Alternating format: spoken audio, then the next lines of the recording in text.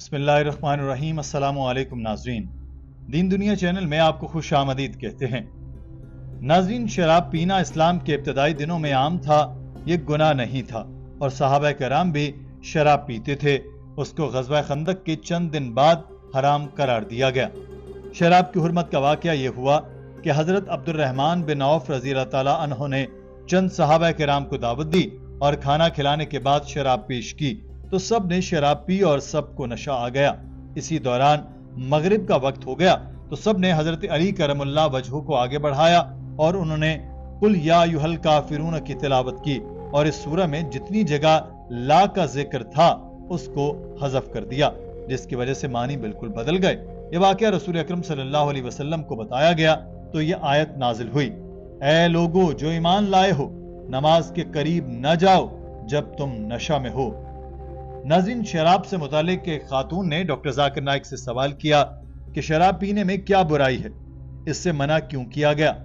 اگر اس کو تھوڑا تھوڑا پیا جائے، زیادتی نہ کریں، کیا پھر بھی اس کے کوئی نقصانات ہیں؟ I have a question, sir. Why is it that the liquor is prohibited? And if ever they drink in a liquor that is according to the standard amount of that liquor, what is the implications if they drink it? And my second question, sir, why there are haram foods for Islam, and if they have eaten it without their knowledge, what will happen to them? I mean, what is also the implication? Doctor Zakir Naik نے کہا کہ سورہ مائدہ میں شراب پینے سے منع کیا گیا، بائبل میں بھی شراب پینے کی ممانعت کی گئی۔ میں ایک ڈاکٹر کے طور پر آپ کو صرف شراب سے ہونے والی بیماریوں کا بتا سکتا ہوں۔ بیماریوں کی تعداد بے شمار ہے۔ بنیادی وجہ یہ ہے کہ جب آپ شراب پیتے ہیں، انسانی جسم میں ایک نظام ہے جو روک تھام کرتا ہے۔ مثال کے طور پر اگر میں بیت الخلاء جانا چاہتا ہوں تو میرا یہ سسٹم مجھے کہتا ہے کہ یہ یہاں واش روم نہ کرو، بیت الخلاء جاؤ۔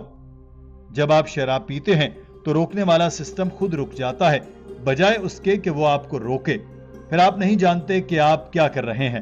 آپ گندی زبان استعمال کرنے لگتے ہیں، آپ اپنے کپڑوں میں پیشاب کرنے لگتے ہیں۔ یہ تب ہوتا ہے جب آپ نشہ کرتے ہیں۔ لہٰذا شراب کی ممانعت کی ایک وجہ یہ ہے کہ آپ نہیں جانتے کہ آپ کیا کر رہے ہیں۔ آپ اپنے والدین کو گالی دے سکتے ہیں، آپ گندی زبانیں استعمال کر سکتے ہیں، آپ بے حیائی کر سکتے ہیں۔ بے حیائی کا مطلب ہے ماں اور بیٹے کا تعلق، باپ اور بیٹی کا تعلق، اور زیادہ تر اس قسم کا تعلق نشے کی حالت میں ہی بنتا ہے۔ The main reason is that when you have alcohol in the human body, there is an inhibitory center. Inhibitory center means if I want to go to the toilet, my inhibitory center says don't do it here, go to the restroom. My inhibitory is working. Now when you have alcohol, the inhibitory center is inhibited. The inhibitory center, then you don't know what you're doing.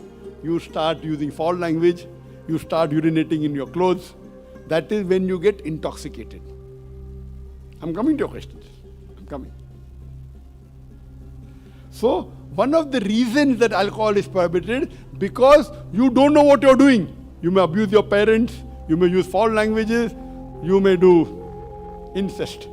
Doctor صاحب نے اس خاتون کو بتایا کہ شراب پینے سے آپ کو کینسر ہو سکتا ہے۔ دماغ، خون، ریڑھ کی ہڈی، جگر، گردوں، غرض کے ہر قسم کا کینسر آپ کو شراب پینے سے ہوتا ہے۔ ہمارے پیارے نبی صلی اللہ علیہ وسلم نے فرمایا کہ وہ چیز حرام ہے جو زیادہ مقدار میں لینے سے نشہ ہو، اور اس کی تھوڑی مقدار بھی ممنوع ہے۔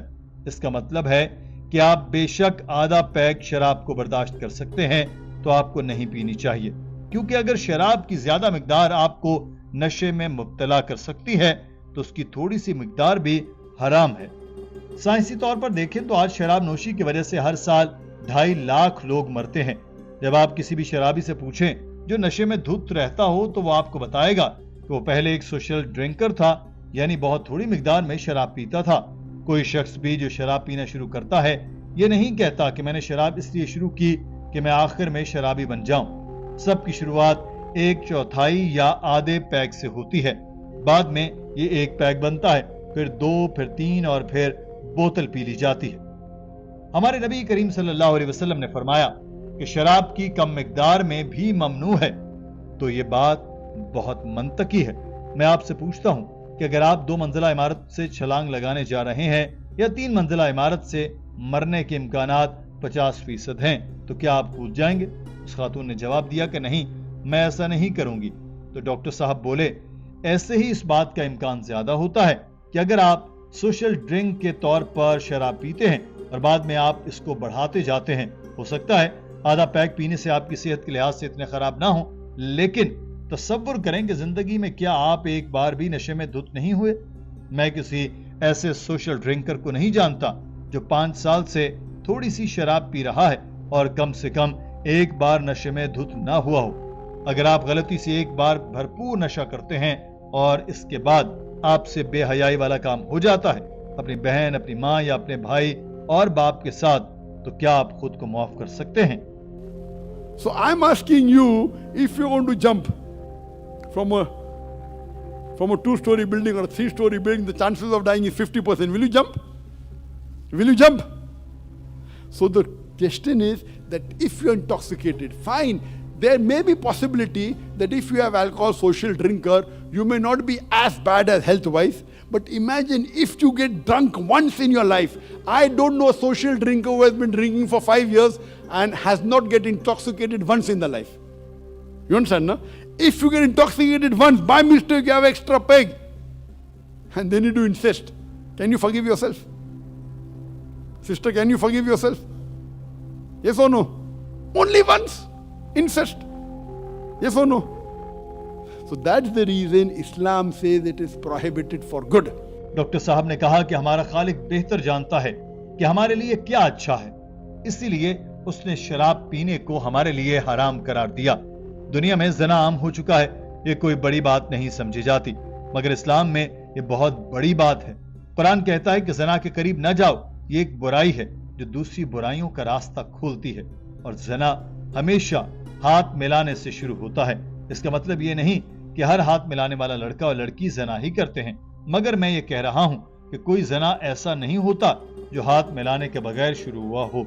ڈاکٹر ذاکر نائک نے اس خاتون سے کہا کہ بہن، آپ کہتی ہیں کہ آپ بعمل عیسائی ہیں، مگر جب بائبل میں آپ کو شراب پینے سے روک رہی ہے تو آپ کیسے بعمل عیسائی ہو گئیں؟ بائبل میں تو 2 جگہ پر لکھا ہے کہ شراب پینا ممنوع ہے۔ میں چاہتا ہوں کہ آپ اسلام کا بھی مطالعہ کریں اور جو مذہب آپ کو اچھا لگتا ہے اس کے بارے میں سیکھیں اور اس پر کاربند رہیں اور اس پر 100% عمل کریں، اور جتنی جلدی ہو سکے آپ شراب پینا چھوڑ دیں۔ ناظرین، آج کی ویڈیو کے بارے میں آپ کی رائے کیا ہے؟ کمنٹ سیکشن میں ضرور آگاہ کیجیے گا۔ اپنا خیال رکھیے۔ اللہ حافظ۔